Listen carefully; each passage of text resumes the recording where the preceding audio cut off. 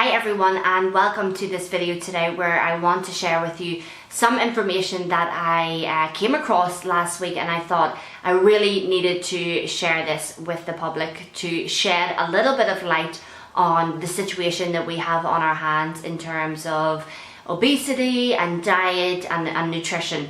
So first of all, for anyone that doesn't know me, my name is Anna. I'm a registered nutritionist and I'm also the owner of Anna's Nutrition. So last week I was reading a report from the World Health Organization, and this report was on obesity in adolescents, and I think the data was taken from 2002 up until 2014, and some of the statistics that I read were actually quite shocking. And I thought to myself, I really wanted to do a very short video just to explain some of the statistics that I read, because I thought, well, maybe the public isn't actually aware of this situation, and maybe you don't read it in the news, or obviously you're not reading the reports like I do. So probably there's a lot of people out there that don't realize the severity of the obesity cases that we have on our hands, and that actually obesity is really increasing every single year. So some of the statistics that I came across in this report were 1 in 3 adolescents were overweight.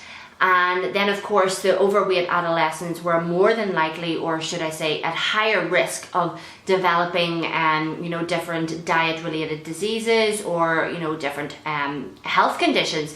And we're talking here about type 2 diabetes, cardiovascular disease, sleep and muscle problems, not to mention the sort of social isolation that comes along with it, and also the sort of psychological problems as well. So that was really quite frightening. And another one thing that the report did show was that adolescents who are overweight are then more than likely going to continue to be overweight when they are an adult. So they sort of stay, and they're less likely to actually lose weight. And then it means that if they're overweight as an adult, then they're of course at more risk as an adult of also developing diet related diseases and different sort of health outcomes as well. So really quite scary statistics that we're reading here. And I just thought, well, when it comes to nutrition and diet, we actually have the power to make some changes, and especially when it sort of gives information around adolescents' diet across Europe, particularly looking across Europe. A lot of their diet is coming from fast foods or sugar sweetened beverages. And they also said that they're spending less time actually eating meals with the family compared to older generations. And I think that really hit the nail on the head here, because that's sort of what's going on in the world at the moment. With the food industry, we have a lot of quick and unhealthy food, basically at our fingertips. It's very easy to eat unhealthy food, and we have really moved away from the basics regarding nutrition and lifestyle. So I think it's time to get back to basics with it. And when I say you want to live a healthy lifestyle, that doesn't mean you need to be eating superfoods or you need to be buying expensive food or anything like that. I'm just talking about incorporating more fresh fruit and vegetables into your diet, not having as much takeaway, trying to get more physical activity in there, or reducing the sodas. All these little small changes that can really be done, that can actually be manageable, especially if you're a parent.